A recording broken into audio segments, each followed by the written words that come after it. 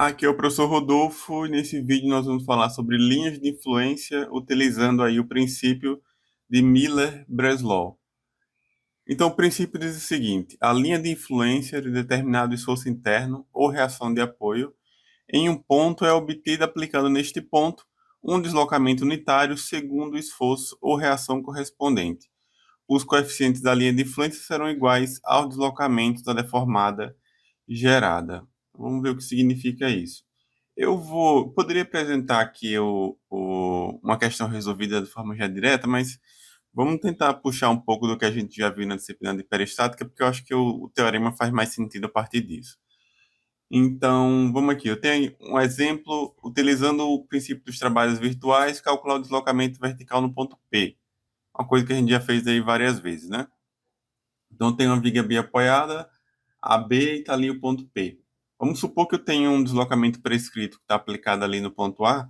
Por enquanto não é relevante aí o valor desse deslocamento prescrito, pode ser um valor qualquer, tá? Está indicado ali como deslocamento prescrito em A.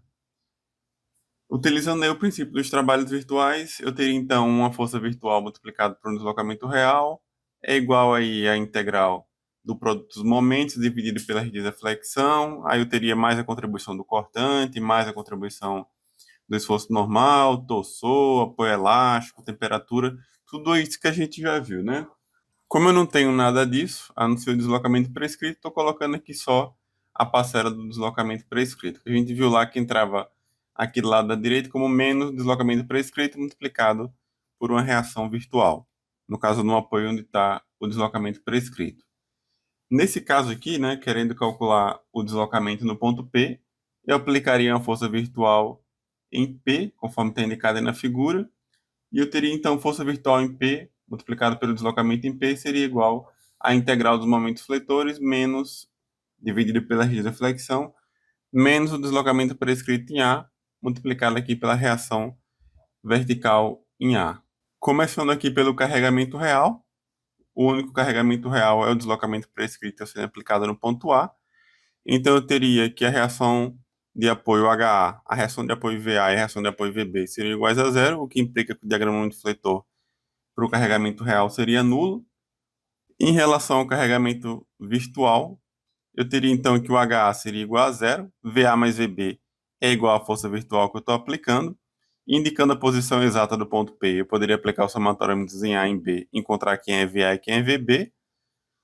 Só que para o DMF, né, o DMF virtual, o M barra, ele não é nulo, mas não importa porque o DMF já foi nulo, de modo que essa integral aqui vai ser nula. Então, no cálculo do deslocamento, essa parcela do momento não existiria e sobraria apenas ali a parcela do deslocamento prescrito.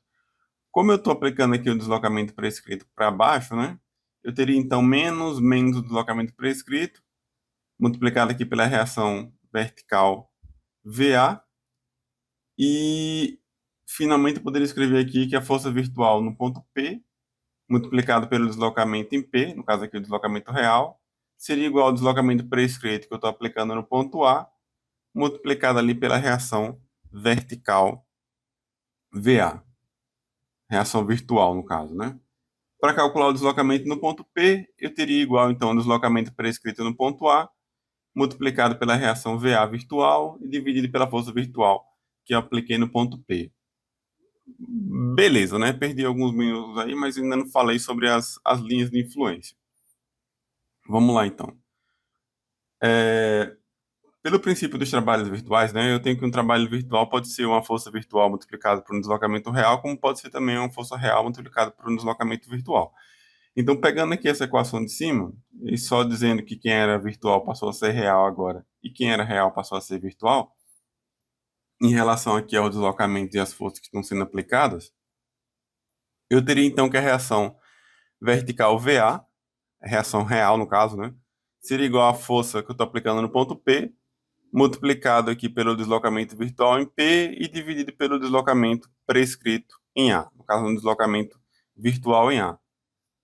Então, fazendo aqui que a força que eu estou aplicando no ponto P tenha o valor unitário, o que corresponde ao caso aí das cargas móveis, né, quando a gente vai traçar a linha de influência, a gente faz com que uma força unitária percorra a estrutura, Considerando aqui também que o deslocamento virtual que eu estou aplicando no ponto A também tenha valor unitário, eu teria a condição, então, que a reação VA, devido a essa força que está passando sobre uma estrutura, seria igual, pelo menos numericamente, né, ao deslocamento virtual aplicado aqui no ponto P.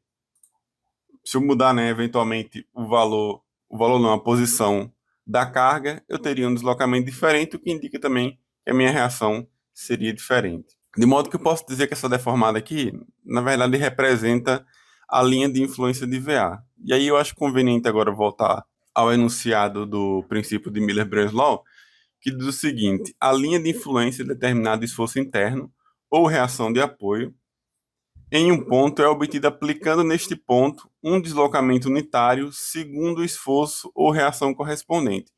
Vamos traduzir isso daqui para o nosso caso, né? Eu quero encontrar a linha de influência de VA. Aí eu tenho VA, que é o reação vertical que está aplicada aqui no ponto A. Nesse ponto, eu vou aplicar um deslocamento unitário. Veja aqui que eu chamei de deslocamento prescrito, mas entenda como um deslocamento unitário, né? É a mesma coisa. E a deformada que está sendo gerada, que seria isso daqui, em linha cheia, representa aí a linha de influência de VA. Os coeficientes da linha de influência serão iguais ao deslocamento da deformada gerada. Então, se eu tiver, por exemplo, a carga móvel aplicada nesse ponto aqui, eu tenho que o coeficiente da linha de influência ser igual a essa cota indicada aqui na deformada. Bom, vamos ver aqui alguns exemplos, né? Determinar as linhas de influência das reações de apoio das vigas abaixo. Eu tenho aqui 4 exemplos. Eu não vou resolver os 4 nesse vídeo, eu vou resolver apenas o primeiro. Os exemplos 2, 3 e 4 eu vou resolver nos vídeos seguintes, beleza? Então, em relação aqui ao exemplo 1, onde eu tenho uma viga biapoiada, eu quero determinar as linhas de influência de VA e VB. Vamos primeiro considerar que essa viga aqui tem comprimento L e a minha carga unitária está numa posição qualquer aqui. Então, vamos indicar que essa carga aqui está a uma distância Z do apoio da esquerda. Eu estou indicando que a distância é mais para comparar com o que a gente já fez aí no vídeo anterior, quando deduziam as equações, mas o princípio de Miller-Breslau é um método mais gráfico do que para deduzir equação. Então, vou encontrar aqui uma equação, mais para mostrar que dá a mesma coisa do que a gente já tinha feito anteriormente. Mas nas questões seguintes aí, eu vou atribuir alguns valores e eu vou trabalhar com esses valores. Beleza? Então, linha de influência de VA. Vamos começar por ela. LI de VA. Então, eu tenho aqui a minha viga, representar aqui em tracejado. E se eu quero identificar a linha de influência de VA, eu tenho que aplicar um deslocamento unitário na direção da reação VA. Então, teria aqui o ponto A, e eu vou deslocar ele 1 metro aqui para cima, né? Em relação aqui ao princípio de Miller-Breslau, a gente sempre vai estar aplicando um deslocamento unitário, e aí alguns autores indicam, né? No começo, né, é um pouco esquisito, porque a estrutura, quando a gente faz isso, ela fica hipostática, né? Mas como a gente está forçando aqui alguns deslocamentos, fica até, eu diria que mais sensível, né, para a gente perceber o que está acontecendo. Então, vou começar já a fazer a partir dessa questão, porque aí nas questões futuras eu acho que já fica mais fácil a interpretação, tá? Então aqui eu teria o seguinte: ao invés de eu simplesmente aplicar aqui um deslocamento prescrito no ponto A, levando o apoio para cima, vou fazer de conta aqui que o apoio que eu tinha aqui no ponto A, já que eu quero determinar a linha de influência de VA, eu vou simplesmente remover esse apoio aqui, e aí na direção, de resto continua a mesma coisa. Na direção desse apoio, eu vou aplicar aqui um deslocamento de valor unitário. E é isso. Aqui eu teria então a linha de influência de VA, LI de VA, que tem o valor unitário aqui no ponto A e vai até zero lá no ponto B.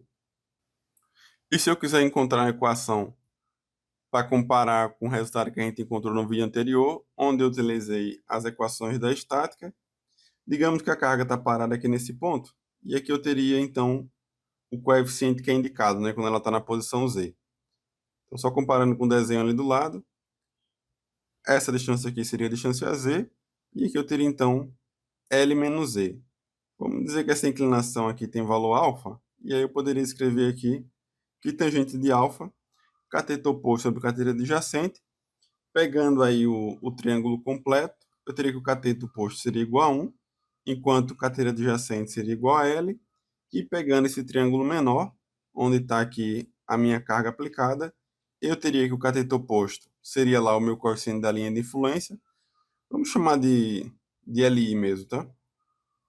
LI de VA, aliás, dividido aí pelo cateto adjacente, que seria então L menos E, de modo que eu posso escrever aqui que o LI de VA seria igual, então, 1 vezes L menos E, que é o próprio L menos E, dividido aqui por L. Então, a linha de influência de VA, em função ali da cota Z, seria, então, 1 menos Z sobre L, que foi exatamente a mesma coisa que a gente encontrou utilizando as equações da estática, né?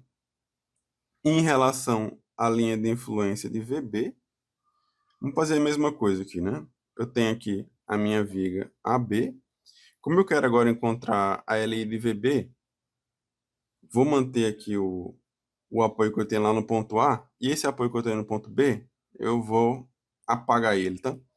Vou apagar e vou levar esse ponto B, vou deslocar ele aqui 1 metro para cima.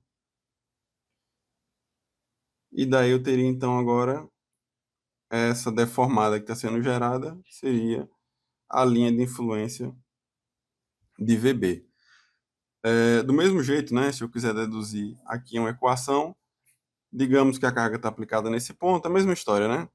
Daqui para cá eu teria, então, Z, aqui eu tenho L menos E, vamos considerar que esse ângulo aqui é um ângulo θ, de modo que eu posso escrever que tangente de θ vai ser igual a cateto oposto dividido com cateto adjacente, pegando o triângulo maior, 1 sobre L, que vai ser igual, pegando esse triângulo menor aqui também, né? Cateto oposto, LI de VB, dividido por cateto adjacente, que seria igual a Z.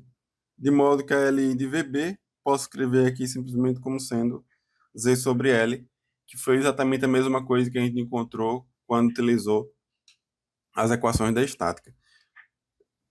Parece mais complicado, né, do que utilizar as equações da estática, mas é porque aqui eu estou explicando, né? Quando eu vou fazer os outros exercícios, o 2, 3 e o 4, vocês vão ver que vai ficar bem mais rápido do que utilizar as equações da estática, certo? Então tenham fé aí que esse método é muito bom.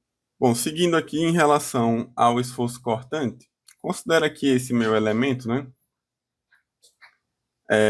Digamos que isso é uma seção de uma viga, né? Em relação ao esforço cortante, eu tenho que uma face desliza em relação à outra, e aí eu posso ter uma deformada parecida com esse desenho que está sendo mostrado aí, como também posso ter uma deformação parecida com esse desenho que está sendo mostrado. Tanto eu posso ter o lado da esquerda subindo em relação ao lado da direita, como eu posso ter o lado da direita subindo em relação ao lado da esquerda. O caso aqui é que a gente vai aplicar um deslocamento unitário, entenda uma face deslocando em relação à outra com esse valor unitário aqui indicado. Então, considere que eu tenho aqui uma viga, um elemento qualquer, né? Em tracejado vermelho aí está indicando que seria o eixo longitudinal. Tenho ali uma seção, né? Onde a gente vai querer calcular a nossa linha de influência do esforço cortante.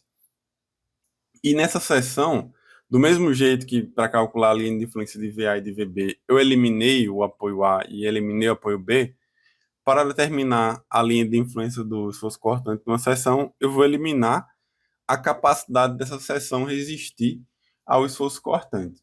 Seria como se eu tivesse nessa seção S indicada aqui, se eu instalasse o meu elemento, né, nessa configuração que está aqui, de modo que eu consigo ainda transferir o esforço normal da esquerda para a direita, da direita para a esquerda, consigo transferir também o momento fletor de um lado para o outro, só que o esforço cortante eu não consigo transferir porque, nesse caso aqui, a minha seção não tem mais a capacidade de resistir ao esforço cortante. Eu anulei essa capacidade dela, né?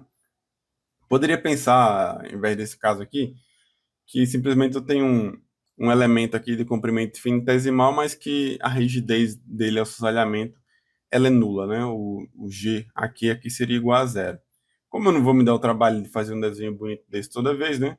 O que a gente vai considerar aqui para dizer que está eliminando o esforço cortante é utilizar um apoio deslizante interno, né? Que poderia, né, utilizar essa simbologia que está indicada aqui ou essa daqui de baixo. Por simplicidade, eu vou utilizar essa daqui de baixo, tá? Em todo caso, sempre que ver isso daqui sendo aplicado na viga, vocês podem enxergar como isso daqui, um elemento que tem rigidez assoalhamento nula, ou esse daqui, talvez que é mais bonito, né? Que da mesma maneira indica que tem a rigidez de assoalhamento nula também. Então, nas linhas de influência, né, geralmente aí na bibliografia indica que os valores positivos da linha, eles ficam embaixo. Eu devia ter falado isso, inclusive, quando eu estava falando das reações de apoio. Os valores positivos da linha ficam embaixo e os valores negativos ficam em cima. Eu vou me dar liberdade aqui de não seguir o que a maioria da bibliografia indica e eu vou fazer a minha própria referência aqui de convenção de sinal. A minha convenção vai ser, por conveniência, que os sinais fiquem equivalentes lá ao que a gente já está acostumado a fazer com os diagramas, tá? Então, aqui em relação ao esforço cortante, quando a gente traça o diagrama, eu tenho valores positivos na parte de cima e eu tenho valores negativos na parte de baixo. Então, eu vou moldar a minha linha de influência justamente para ficar com esse aspecto. Valores positivos em cima, valores negativos embaixo, tá? Quando for na vez do momento, que eu vou falar daqui a pouco, valores positivos na minha linha vão ficar embaixo, valores negativos vão ficar em cima, certo? Conveniência aí, eu acho que, pelo menos para mim, faz mais sentido assim. Quem não, se quiser seguir aí a maioria da bibliografia, é só inverter depois, tá? Dá no mesmo, no final das contas. Então, nesse caso aqui, para eu conseguir que a minha configuração tenha esse formato, positivo em cima e negativo embaixo, eu tenho que aplicar uma deformação seguindo o que está aqui do lado nessa figura aqui, né? O meu lado da esquerda vai ter que descer em relação ao lado da direita. Ou, de outra maneira, né? O lado da direita vai ter que subir em relação ao lado da esquerda. Pode acontecer algumas coisas aqui, né?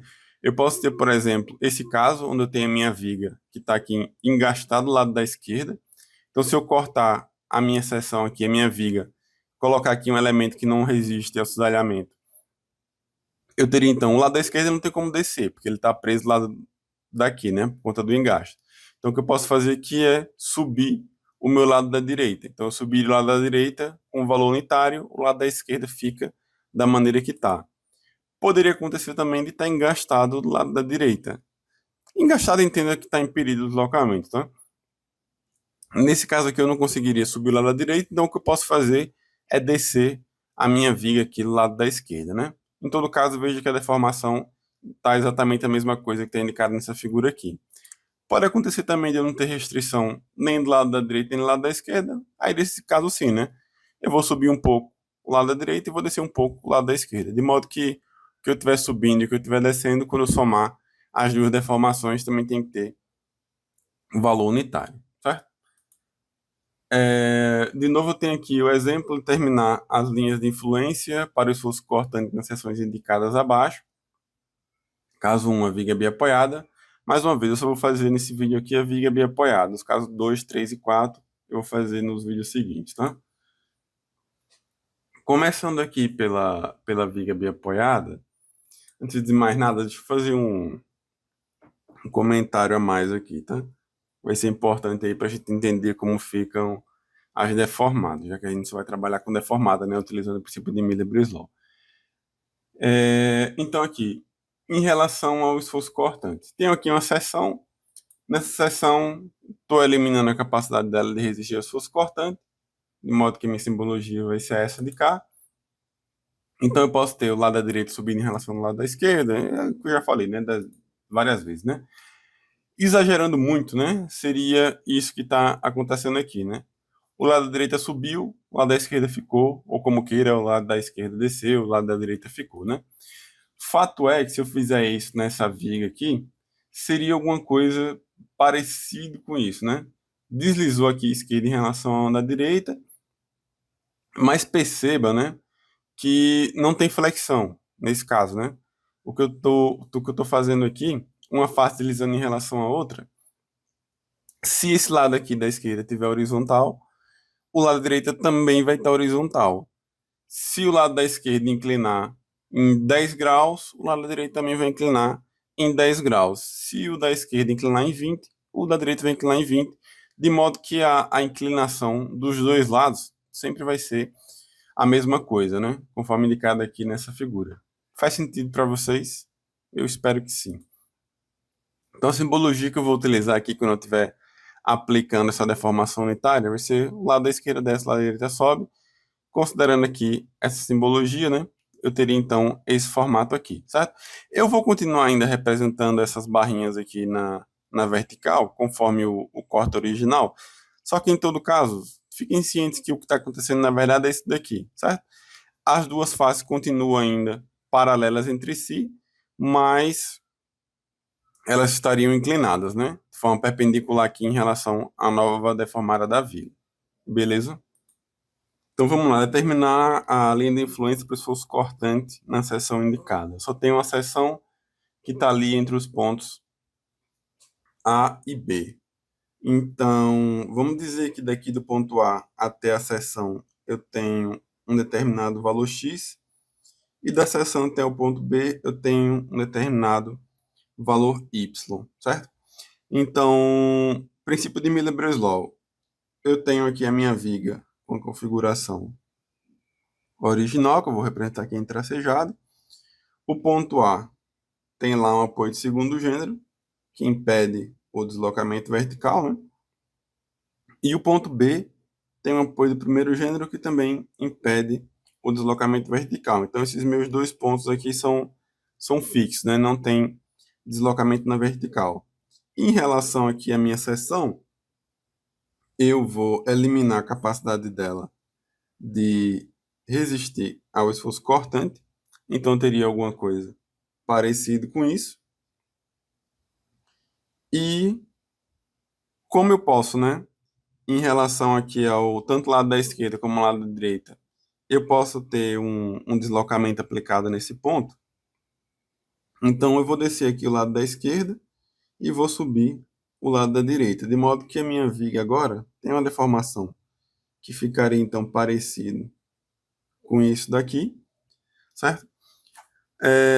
Então, o que é que eu tenho aqui, né? Eu não sei quanto, pelo menos a princípio, né? Quanto que desceu o lado da esquerda e quanto que subiu o lado da direita. O que eu sei é que em relação aqui ao que subiu e ao que desceu, que eu estou aplicando aqui um deslocamento com valor unitário, que é o fundamento aí do princípio de Miller-Breslau, né? Então, vamos dizer aqui que o lado da esquerda desceu um determinado valor A e o lado da direita subiu aqui um determinado valor B, certo? Como aqui eu estou usando trigonometria, né? Nesse ponto aqui a gente não está avaliando sinais, tá? Tanto A e B, eles têm valores positivos, porque estão indicando distância. Quando for, de fato, traçar a linha, aí eu indico quem seria negativo e quem seria positivo, certo? Então, como a gente já viu, né, a inclinação dos dois lados tem que ser iguais, né? Então, aqui eu tenho uma inclinação que eu vou chamar de alfa, e a mesma inclinação também está aqui, alfa. Das minhas condições que eu tenho, é que A mais B tem que ser igual a 1, e eu posso escrever aqui também que tangente de alfa vai ser igual a cateto oposto dividido por cateto adjacente. Em relação aqui ao lado da esquerda, cateto oposto seria A, cateto adjacente seria X, e em relação ali ao triângulo da direita, eu teria que cateto oposto é igual a B, e o cateto adjacente seria igual ao que eu chamei de Y. Então, eu tenho aqui que A mais B é igual a 1, e A sobre X é igual a B sobre Y. Posso escrever aqui A mais B igual a 1? Eu posso escrever como B sendo 1 menos A, e substituir aqui nessa equação de baixo, né? Então, teria A sobre X vai ser igual a B sobre Y, só que B é 1 menos A, então teria 1 menos A dividido por Y.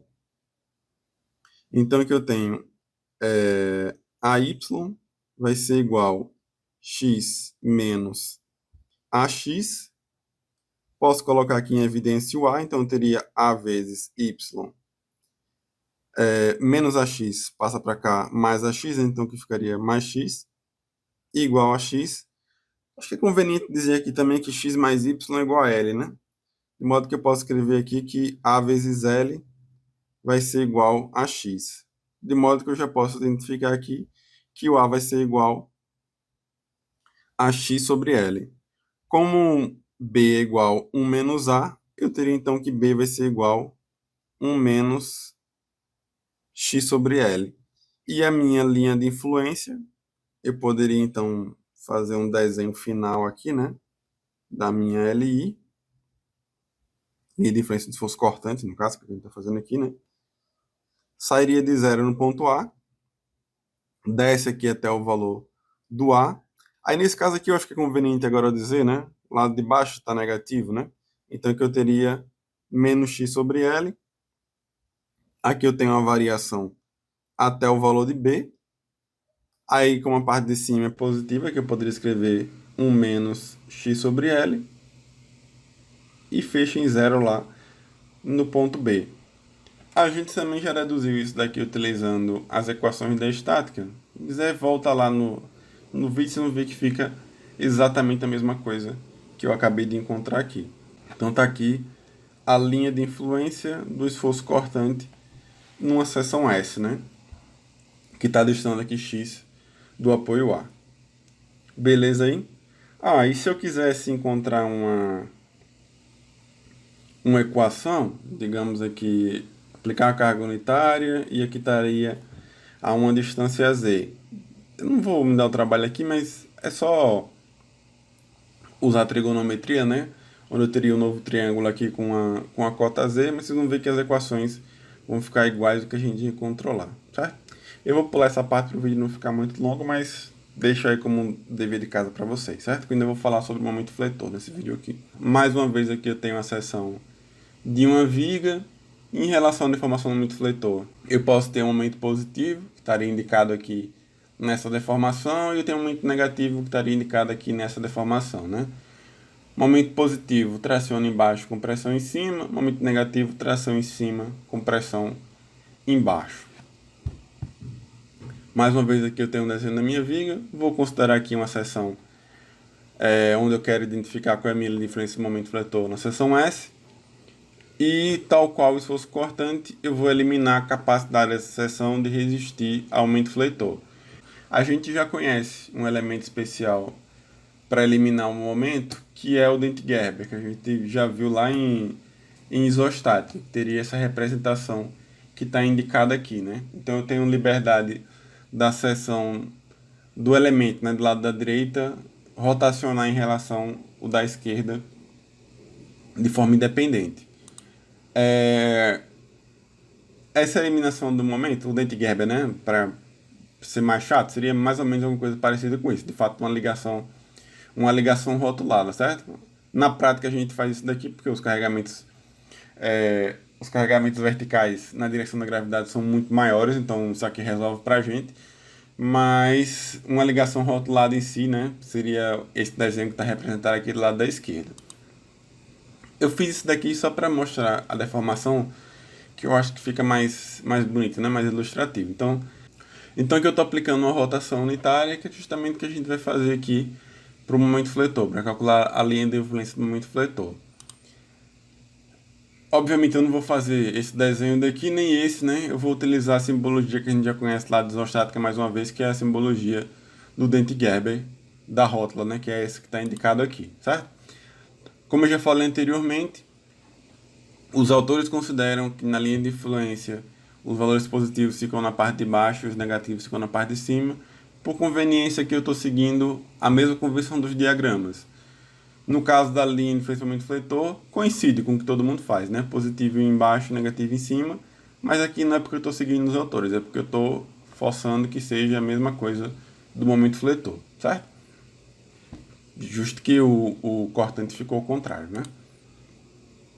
Então, para que eu tenha essa configuração aqui de positivo embaixo e negativo em cima, quando eu traçar a linha de influência, eu tenho que aplicar uma deformação que seria equivalente a esse desenho que está indicado aqui ou esse que eu coloquei aqui nessa figura.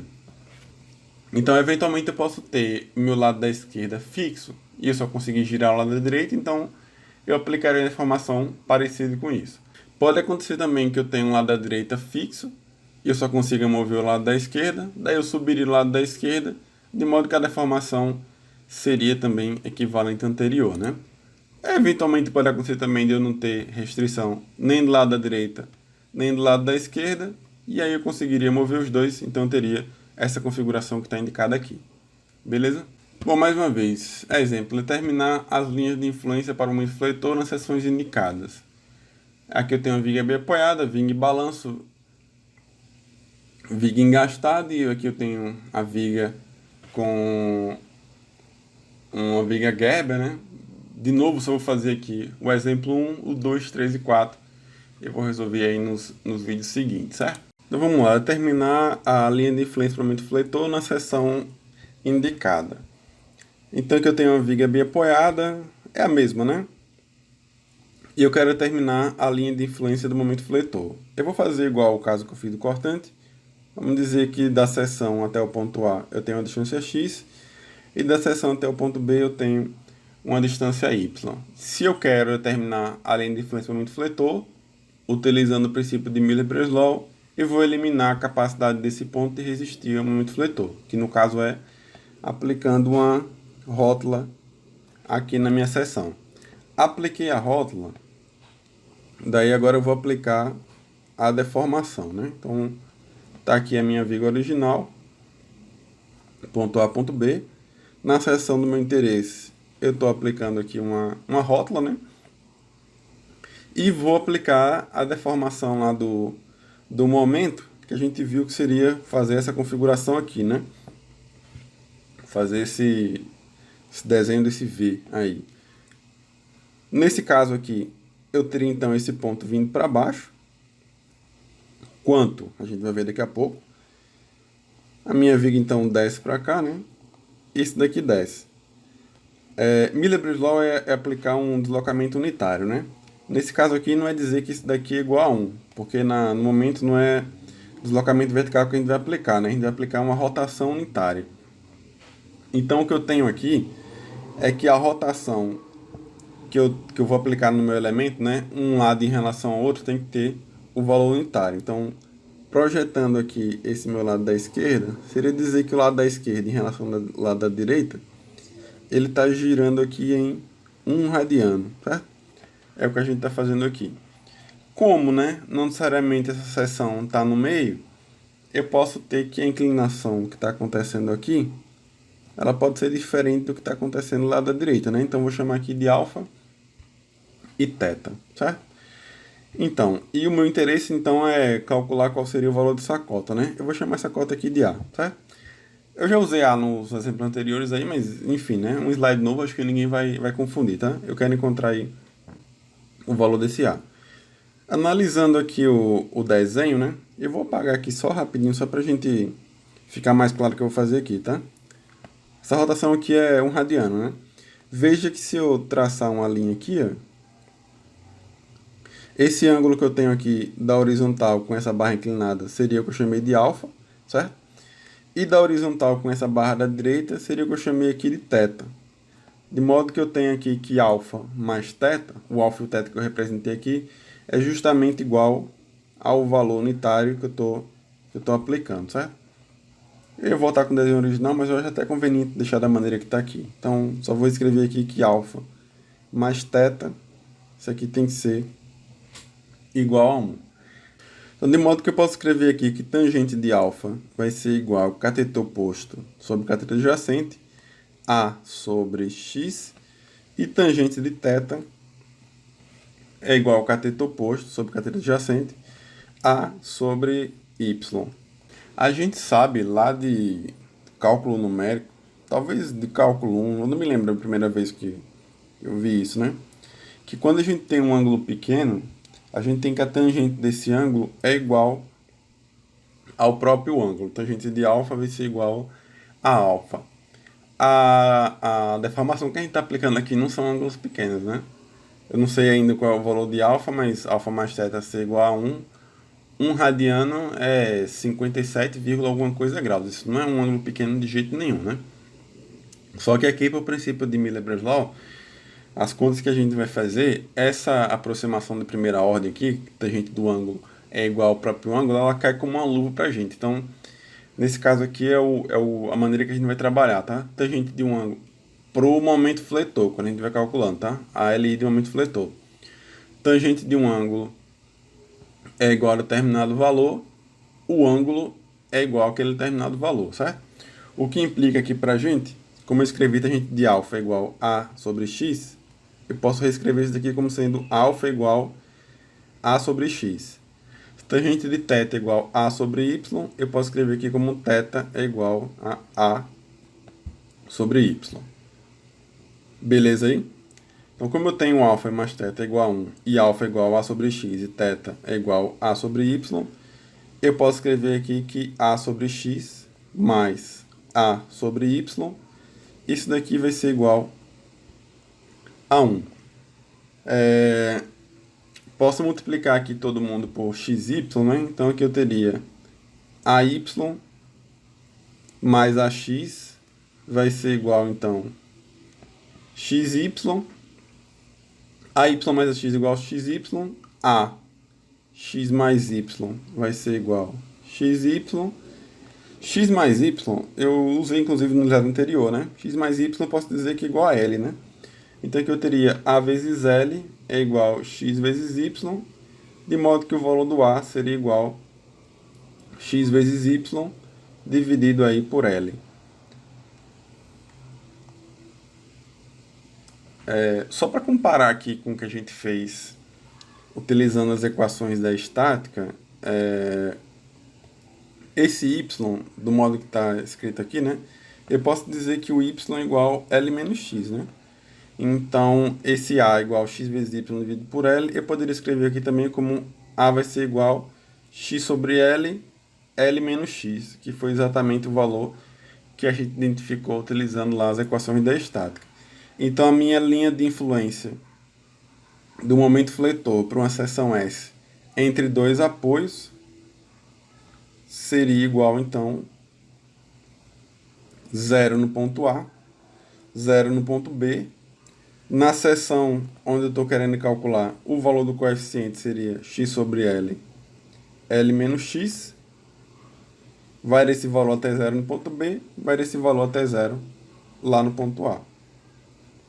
Todos os coeficientes seriam, então, positivos. Mais uma vez, né? Aqui eu poderia aplicar a carga unitária, dizendo que ela está distando Z do lado da esquerda, encontrar as equações. Eu acho que o vídeo já está longo o suficiente. Mais uma vez, o princípio de Miller-Breslau é um método gráfico, então, diferente do que eu fiz lá das reações verticais, eu não vou me dar o trabalho aqui de deduzir a equação não, tá? Em todo caso, quem quiser fazer, né, é só usar mais uma vez aqui trigonometria, que deve chegar exatamente nas mesmas equações que eu encontrei lá no vídeo anterior. Beleza aí? Então é isso, princípio de Miller-Breslau. O vídeo ficou um pouco longo, talvez, né? Talvez não, com certeza, mas vocês vão ver nos exemplos que eu vou fazer nos vídeos seguintes que a gente consegue identificar a linha de influência de forma bem mais rápida do que utilizar as equações de equilíbrio. Beleza aí?